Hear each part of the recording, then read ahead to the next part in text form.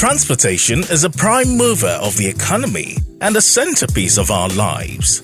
While many states in Nigeria are grappling with transportation challenges, Lagos State has emerged as an excellent example of how innovative policies and strategic investment can lead to a world-class multimodal transport system.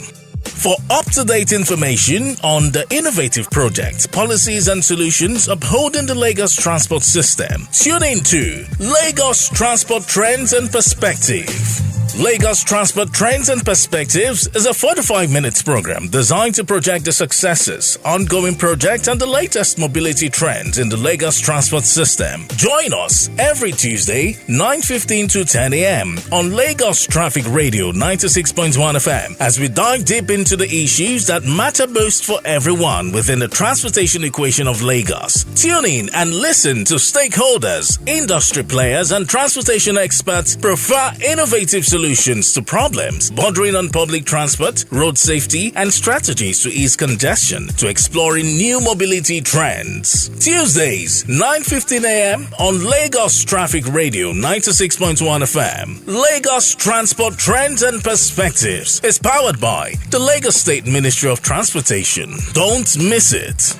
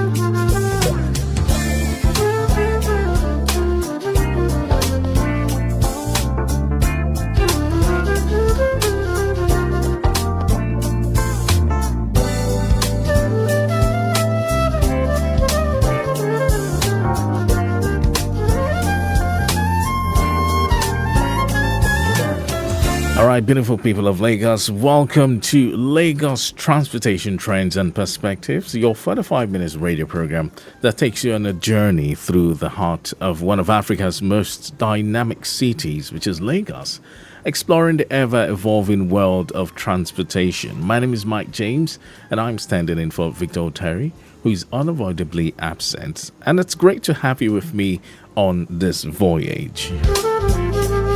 Now, if you live in Lagos, you know that transportation is more than just getting from point A to point B. It's a daily adventure.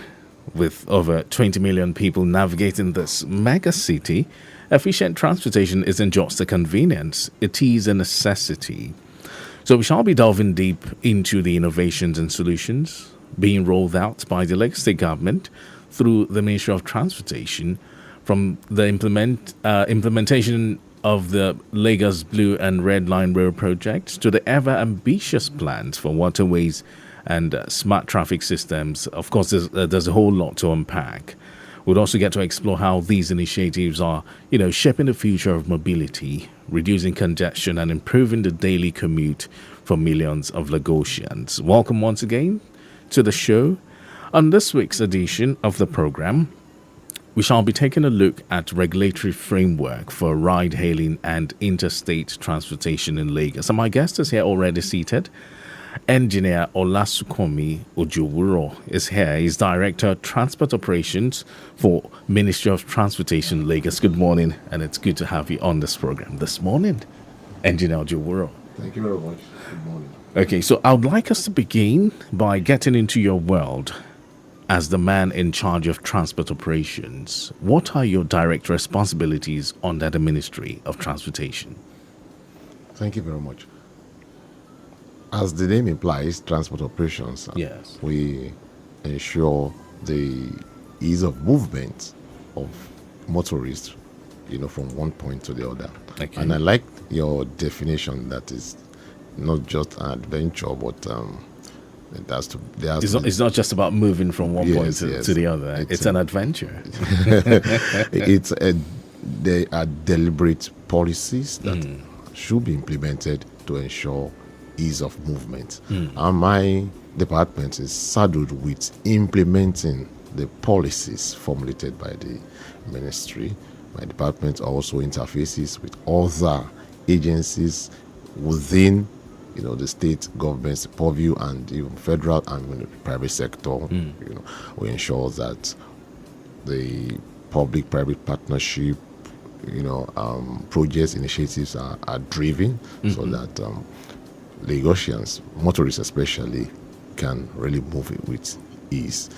We do a lot of things, just as you said about the e-hailing sector. We regulate, my department regulates that sector as well. Okay, so let's delve into it now. Which aspects of the transport sector does your department cover? Let's look into that. Well, I said earlier, we implement the policies of the ministry. And the policy of the ministry covers all, the sectors of transportation, of the state. And I said earlier, we interface with Lag Ferry, Lamata, Laswa, Lazri, Lasma. So the department does a lot of, work in ensuring that the holistic, robust policies of the ministries. So it's all encompassing. All right, Lagos. Let's do a quick traffic report. Yes, we have some traffic news here. We'll do some home cleaning and then we'll get back to my guest. All right, and so we have news covering the Ikorodu corridor.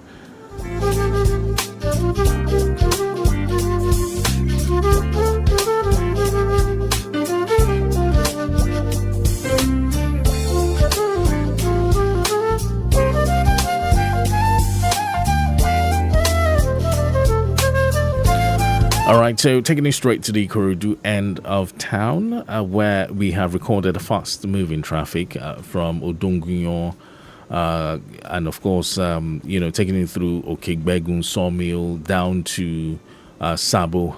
Movement still looks very fine at this time.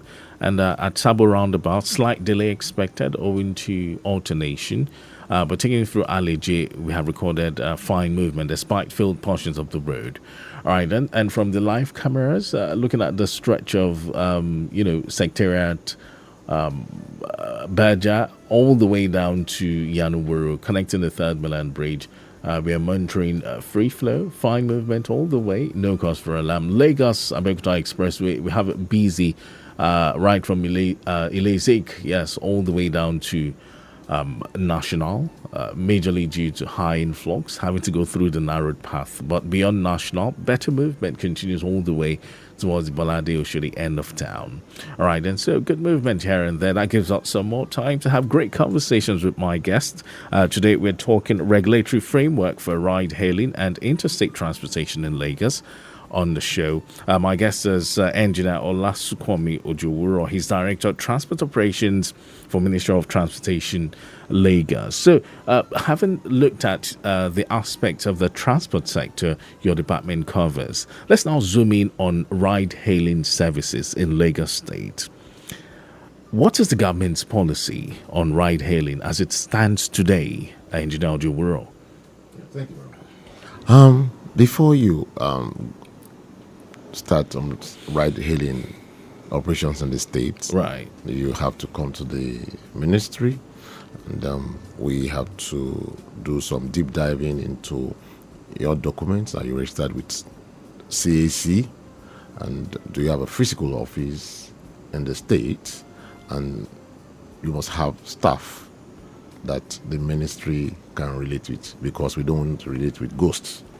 So that's for the entity. So let's take that again. You must have a fiscal office. Fiscal office in Lagos. First off, you must, have approval from the Lagos State government. Sure. To get an approval, the process is that the company or the entity must be registered with the Corporate Affairs Commission. First off, before you can get an approval. But what's the process of getting the approval like? And that's what I was explaining. Okay, let's you have have to have a physical office in Lagos State. First off. Yes. Okay. Then you must have staff that the ministry will relate with in case there are issues that cannot be solved virtually. Okay. Sometimes we need physical, presence, interaction. Then we would want to know how many cabs will be in your app. So we've graded it 1 to 1,000, then 1,001 and above. So we've stratified. We have categories of these entities, based on the number of cabs in. When I say cabs, the taxis in their app. Okay. So that is for the entity, that is the company. Okay. Now the cabs in that fleet, that is, we refer to the drivers as operators. All the operators in that encompassed in that entity must have a valid driver's license. Okay. Must have visited Lazarus for certification. Oh, very good. And of course, the valid driver's license stands as the identity, for us to, trace if there are issues. Absolutely. Yeah. Every driver in Lagos must have a driver license. Sure, we are supposed to. Definitely. All right. So for the vehicle must also pass the roadworthiness test. Okay. Because we are ferrying people from point A to point B. Definitely. It must be in a safe, and secure, environment. Right. The vehicle must also have all the statutory papers for carrying out that commercial activity. Okay, so now let's run through those documents which must be available before that person can become an e-hailing driver, because a lot of people out there do not know that there might be some extra documents which I as a private motorist may not have, but you must have because you run your business on a commercial level. So take us through those documents once more. Of course, the vehicle license is number one on the list. It's compulsory. Right. The vehicle must be insured. That is insurance. Okay. Then they must have roadworthiness certificates. Right. In addition to this, there's need for what we call hackney permits. Oh, very good. Because the vehicle is being used for commercial purpose. So irrespective of the plate number color, some people want to argue that if the vehicle is blue plate number, they need no hackney permits. Whereas, since the vehicle is being used for commercial purpose, it has to have, a hackney permit certificate. Okay. So those are the, major papers the vehicle should have, apart from the proof of ownership that must have been gotten at the point of, purchase of the plate number. And for the e-hailing companies, they are to ensure that the passengers during each trip are insured. So there's an insurance cover. So insurance is very compulsory. Very compulsory. So now, how many ride-hailing companies do we have operating in Lagos today? We have 5 operational, entities in Lagos. 5 operational. Yes, can you take us through them? Well, we have Uber. Okay. We have Bolt. There's InDrive. There's Rider. And we have Lagride. And what are the benefits of this means of transportation to Lagosians from your perspective as the Director of Transport Operations in Lagos? Yes, ride-hailing or e-hailing cabs solves the problem of parking. Okay. And parking is a major issue when it comes to ease of transportation. Imagine you're going to the island now, you're going with your car, you're going shopping. The first thing that will come to your mind is, where will I park on the island? And sometimes if parking is not organized, it constricts the size or the width of the road, and it makes commuting or traveling difficult because, of course, there will be congestion. All right. So when one decides to go by a ride-hailing or a cab you hail a cab, you're no longer bothered about where you're going to park. And at the same time, for the government, we are also happy that issues with parking arise, because when it arises, there's congestion and we in the office, we don't have our peace. Right. So it solves parking issues. Besides, it reduces the number of vehicles on the road. Okay. A ride-hailing cab might ferry like maybe 20 passengers in a day. Right. So that's to say that those 20 passengers, if they had cars, we have extra 20 cars on the road. Yeah, so they aren't going to put their cars on the road for that day. So that's minus 20. So, multiplied by the number of hailing cabs on the road per day. Good. So it reduces congestion. And when it reduces congestion, it reduces man hours lost. Good. Man hours lost cannot be calculated. At all. Those, being taken to the hospital on emergency, those going for the business appointments, and, a host of others. So it solves that problem for us. And it becomes environmentally friendly because you have less vehicles emitting carbon emission into the environment. So it makes us, a bit freer, balanced. Yes, balanced. Yeah. All right, Lagos, Nigeria. You're listening to Lagos Transportation Trends and Perspectives, and you've been listening to the voice of Engineer Olasukanmi Ojowuro.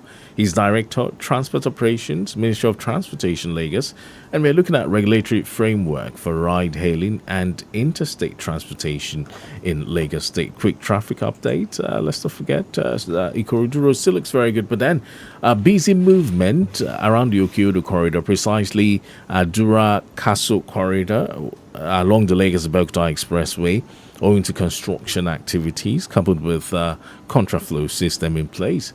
However, we have the traffic managers on ground, well positioned, doing the needful accordingly. So as you get to that point, expect some, slowdowns. Yes, minor delays, but no issues at all. No cause for alarm.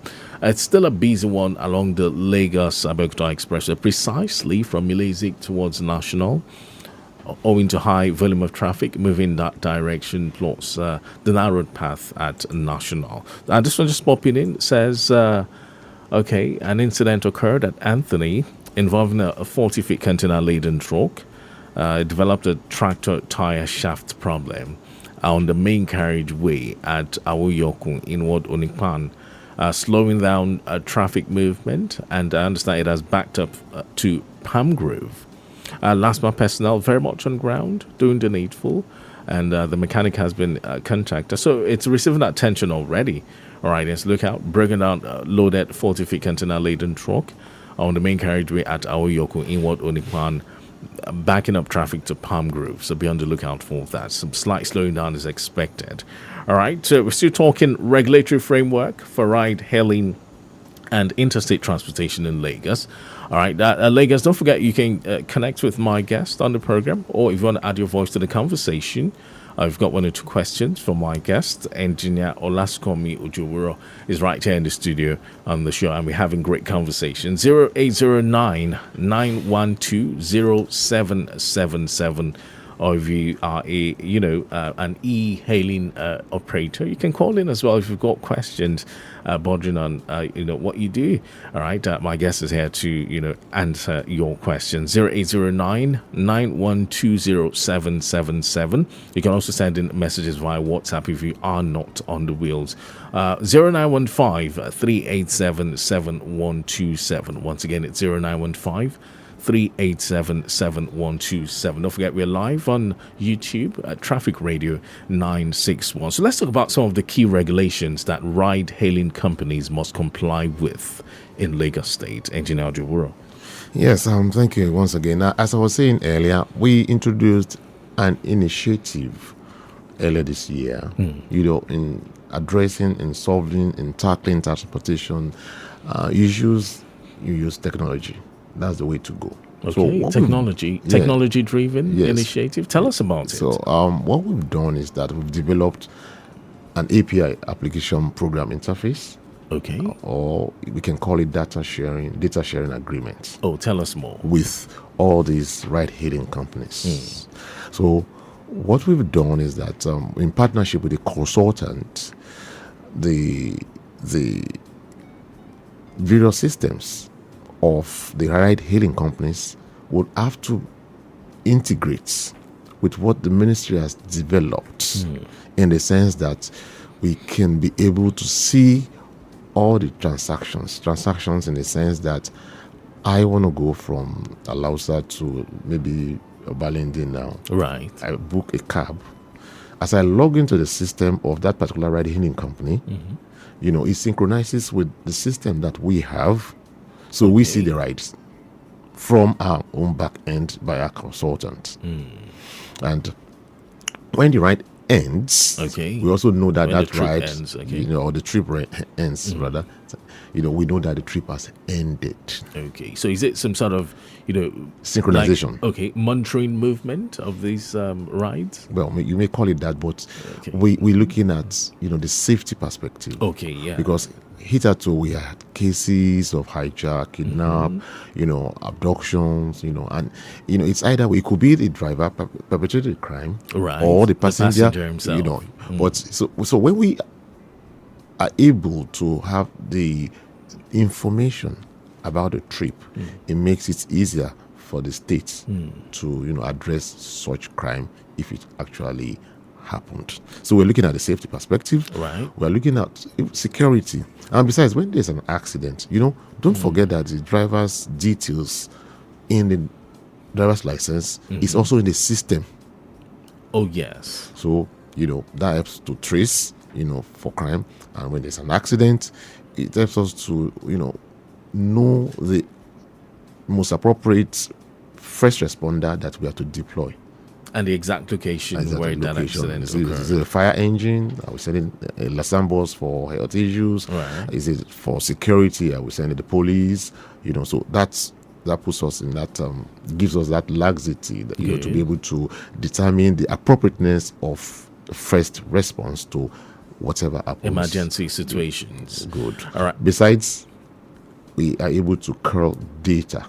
We need data for planning. Absolutely. Planning, we know where the peak periods, when the peak periods are, and the areas where this traffic flow of commuters is at a particular time. So we can plan for road infrastructure. We can even plan for our own transport system to deploy maybe first and last mile buses, and whatever. So but the data is very important for us that we're able to get, and we can have statistics of trips generated per day, per week, per hour, per month, per year, and it makes transportation planning and implementation more easier feasible. for us. 0915-387-7127. We have messages flooding our WhatsApp platform. Reactions here. I've got this one here from Shehu Ibrahim, and it reads, what measures are in place to address surge pricing and fare control in ride-hailing apps? Shehu Ibrahim is asking a question. Taking from the angle of surge pricing, fare control, talk to us, Engineer Ojowuro. Well, there's the law of demand and supply in economics. And of course, we do not actually regulate, the fare prices. But what we have done is that we have allowed competition in that space. So that gives us the opportunity to choose or decide which, The state is welcome to having additional, entities in that, space of e-hailing. So when we have as many players in that sector, of course, that will bring about a balancing of the pricing. So government interference in terms of pricing is zero? I wouldn't say zero, but it's very minimal. Very minimal. Very minimal. Yeah, okay. Barest minimal. Very. All right, okay. So Bankole is connecting with us via WhatsApp. Says, good morning, Mike and Engineer Ojowuro. What licensing requirements must ride-hailing operators meet to operate in Lagos? Well, firstly, your company must be registered with CAC. And you have to have all the necessary papers for, establishing the company in the Federal Republic of Nigeria. Absolutely. Now, you must have a physical office in Lagos. Now, you must be staffed so that we can, sometimes need to physically interact with your office or with your staff. Then we need to know the number of cabs or taxis that will be on your app. Then we want to know if your app is app only or app and cab. For some app entities, they have, partnerships with some leasing companies. Right. So they operate cab and app. Okay. But some are, just strictly app. So we want to know that. And for the vehicles that will be running on your fleet, all the operators, we call it drivers operators, must have, the national driver's license. All right. They must also be certified for, driving by Lagos State Drivers Institute. Very good. Then that's last three. So then the vehicle must be roadworthy. Then apart from the proof of ownership, those papers gotten at the point of purchase, you need to have a valid vehicle license, valid insurance, and driver license as well. You have said driver's license for the driver. So for driver's license, last three certification. Right. For the vehicle, vehicle license, roadworthiness, insurance, then Hackney permit, because it's being used for commercial. That's very important. Very important. Okay, let's take this call coming in. Good morning to you. Thank you for holding on. Good morning. My name is Andrew. Andrew, good to have you join us on the program. Yeah, it's a good one.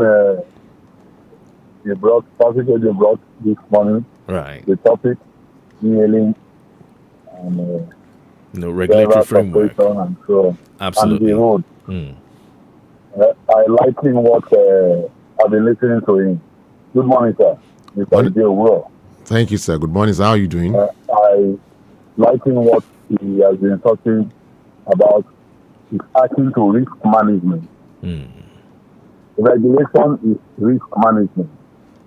Because when you don't regulate, you cannot review and monitor what is going on. That is in risk management, you identify, you analyze, you evaluate, you take the risk, and you monitor and you review it. You have said it all. That API you talked about, that's where I have concerns. Well, I would say it's good. Okay. You monitor. Okay. But there is something I read online that some people went somewhere, they cannot be found, and so on. I think part of what he's saying, if they are monitoring it through the API and then through the consultant also with the e-hailing company, every ride, that is the one that is with the e-hailing app or so company, if it is monitored, if anything wants to be done, they should know. And the public should be aware or to be informed about the outcome of this. Because the police are doing their own work too when crimes are detected, maybe through e-hailing vehicles. Maybe they didn't use the vehicle. The driver is not aware of what the vehicle is being used for. They are exacting, telling his bank ID person. They now win. Because some people have some notion or intention. Please, I book your ride. Carry me to Ikorodu, for example. Now, I want to pick up somebody there. You now drag the person. My group now drag the person into the vehicle. And the driver is now aware they think the person is sick. I'm just taking a scenario. The person is sick and they take him to an unknown place. When they want to start, they identify from where the vehicle, maybe through tracking of the number, where the vehicle starts. Because all these things is better said than done. Many things are going on. Many things are going on. People are doing all sorts of things which is unethical. Safety issues are not there. Some people book a ride. They will not put the exact address where to pick them or where to stop them. They'll put different address from the place. They'll say, Google is not picking it. This has to do with risk management too. I rest my case. Maybe when I see Oga one-on-one, I'll analyze it more. I don't want to take more time. All right, Andrew, thank you so much for your contribution and your concerns. Engineer, you want to react to this? Thank you very much, the commentator. As I said earlier, what really drove the ministry to get this API and data sharing agreement initiative is the fact that we had cases of criminal activities perpetrated either by the driver or the passenger. And we started this initiative, earlier this year, around January, and up from January till date, I would say that the rate of crime, perpetrated by e-hailing has gone down drastically. Don't forget that security is a responsibility of all of us, be you a passenger, be you an operator, or an onlooker. Now, I'll paint a scenario too. Oftentimes, people want to, beat the price or beat the law. You hail a cab, the cab comes, and you know that the fare on the system is 5,000 naira, and the cab driver tells you, see, if I go offline, you pay 3,000, and you agree. So when the passenger agrees to such, the person, that trip goes off the radar of that technology we've put in place to trace the movement, to trace the distance, from point A to point B, to destination to the point of departure to the point of destination. So please, as passengers, do not agree to go offline. You don't know what's in the mind of the operator. That's the driver has come to you, said you should go offline. And for the driver too, that's the operator. Don't agree to go offline if the passenger tells you to go offline, because you don't know what the passenger has in mind. But in a situation where, maybe there are network issues and, owing to, faulty internet connection and, I must move from where I am to my destination, can't we do an online agreement?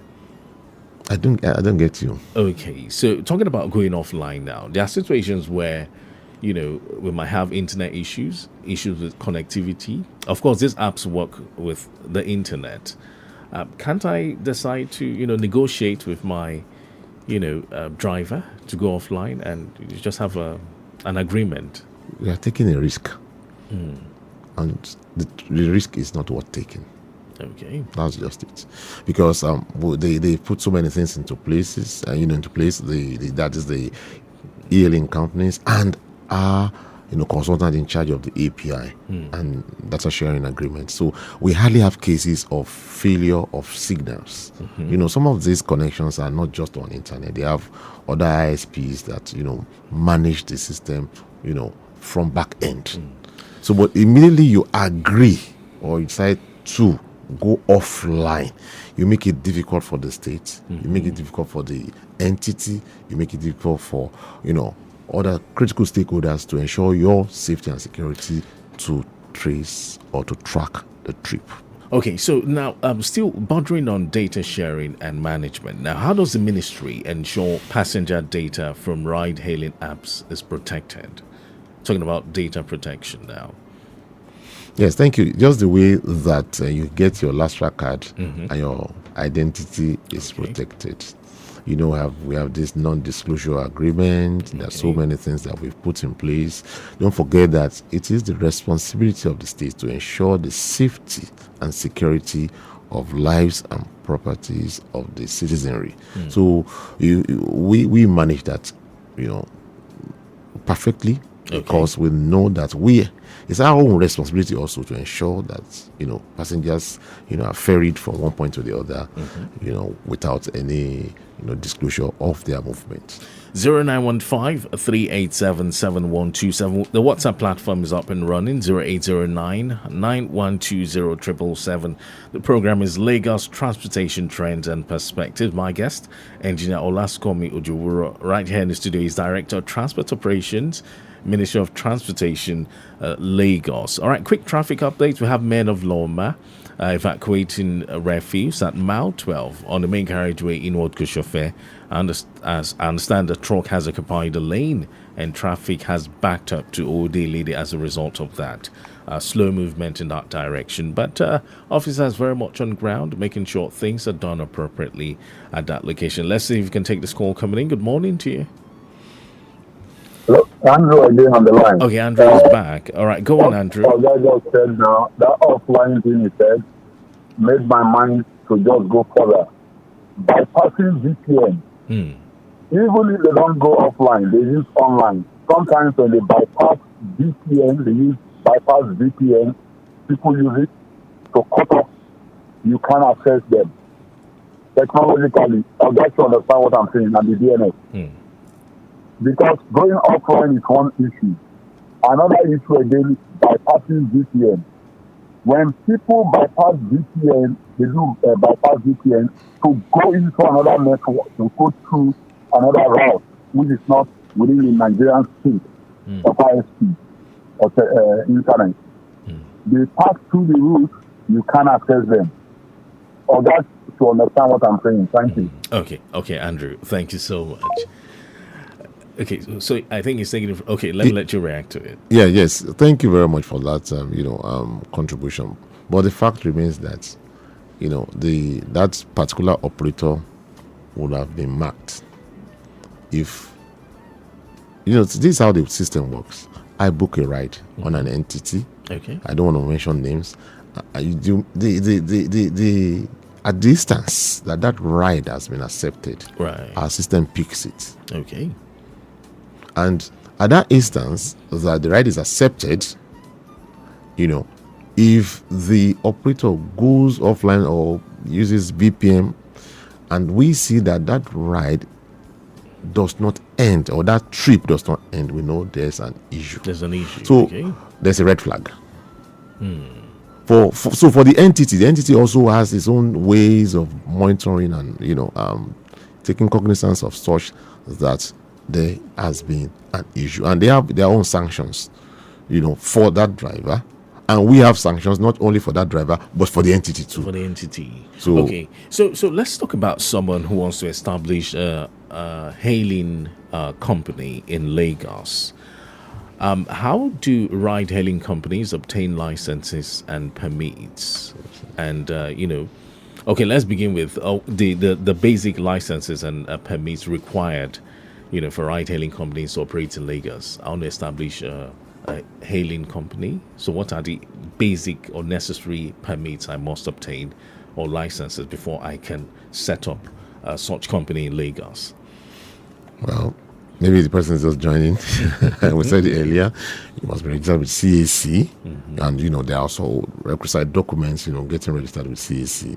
Your tax, all that. That is, with the federal government. You come around to Lagos State government. You have to have an office. I said earlier. You said, yes, of course. You have to have staff. And we now look at your financial model. We do a deep dive on your financial model. We look at your proposal. Are you adding value? Is it in which area are you adding value? It's just that you want to put cabs on the road. That's when we now look at the security measures you've put in place for that particular space you want to go into, and thereafter we now move to how many cabs you want to put on the road. Yes, that will make use of that your app or application. Or are you going to have cabs plus that app? Then we go to the the qualifications or requirements for your operators. Okay. Your operators. The model of vehicles. Sure. Yes. We ensure that the vehicles are roadworthy, but oftentimes the vehicles that are permitted within that space are vehicles not less than or not more than rather 10 years of 10 years from date of manufacture. Okay, Engineer Ojowuro, let's now talk about the newly introduced Interstate Pack accreditation and passenger manifest digitization. So first off, what is the main idea behind this initiative? Well, the Mr. Governor's Things Plus agenda, the first pillar on that, agenda is transportation and traffic management and transportation. So we've looked at it, and the ministry is purpose-driven, and we see that there are a lot of gaps in interstate travels. Okay. We discovered that there are so many interstate parks that have, come up without approvals from the illegal states. Would you call them illegal parks? Yes, please. Okay. I said without approvals, so automatically it's illegal. It's illegal. And that has also contributed to the rate of crime increasing crime, because when we just go to somewhere that is not approved, and some people just put some mushroom bosses there, and kind of abduction, kidnapping, so that is one inappropriate location. Then we're looking at the infrastructure. Good. We upgrading our transportation system as possible holistically, so, altogether. Yeah, altogether. So for the interstate parks, that is our first area of concentration now. Okay. The parks must have covers for the like canopies, minimum. Is that a basic requirement? Basic requirements. So do these parks fall short of these requirements? Most of the parks fall short. So that's part of the reason why this initiative was birthed. Yes. Now, and how does this interstate parks accreditation and passenger manifest work? How does it work? Take my listeners through the process. Good. What we have now is physical writing of names of passengers, who are traveling. So, and they just write the name for now, maybe the next of kin. And sometimes this information, we discover that they are not correct. Oh, okay. Sometimes when there are emergencies, you call the number and they say, I don't know that person. Oh. And a lot of reasons why people decide not to put their accurate data. Absolutely. So what we've done is to improve on that manual, data capture in form of manifest. We now, upgrading it with technology. So it's technology driven. Good. Now. So what we're trying to do is that even for interstate travels, you pay with your card. The carry card will be used. And before you get your carry card, your personal information must have been, gotten, and we are linking that carry card with your NIN. NIN. Oh, good, very fantastic. So all I need to do is I get to the park, I pay for my tea fare with my card. Already we have the data. That's the carry card, and that's it. That's it. So automatically. That's how it works. Yes. Wow. In the sense that your data has already been captured whilst paying for the trip. So don't be issues of me giving wrong information owing to the fact that I'm not aware of why I should provide my details. Okay, so let's talk about how many parks have been accredited so far since the implementation of this initiative. Well, thank you. The implementation is in phases. Okay, it's in phases. I was going to explain that. What we're doing now is that we are assessing the interstate parks. We have categories, category A, B, C, those that are, have the, highest level of infrastructure, good, semi, and the one of, the minimum, category. Good. So the categorization and assessment is ongoing. Okay, it's ongoing now. So when we finish with this categorization, all the illegal parks that we discover would have to go by way of enforcement. Fantastic. And we'll now come up with a list of accredited parks for interstate travels in the state. So if I want to travel to the east now, southeast, or anywhere in Nigeria, I can just go to, go on, Google and search, and that you can get your bus to Makurdi from this accredited interstate park. Right. So that is our, destination, our direction. But for those parks that have been, demolished or asked to, can they come back and, register?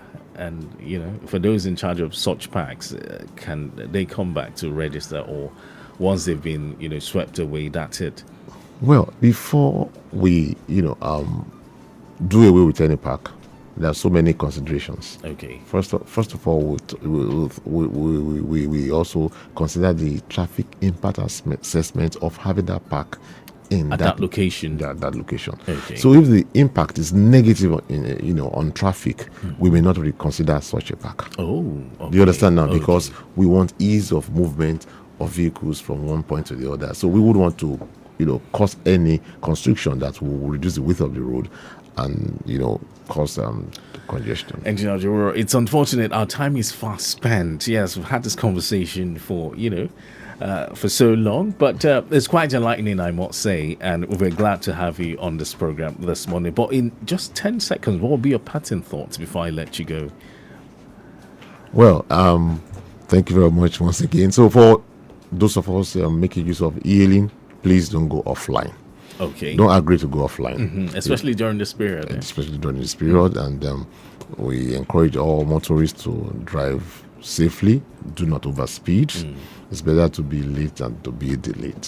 Thank you so much for coming on board the program this morning. Lagos, Nigeria. My guest has been Engineer Olasukanmi Ojowuro, Director of Transport Operations, Ministry of Transportation, Lagos, and we've been talking regulatory framework for ride-hailing and interstate transportation in Lagos. On the show, Lagos Transportation Trends and Perspectives.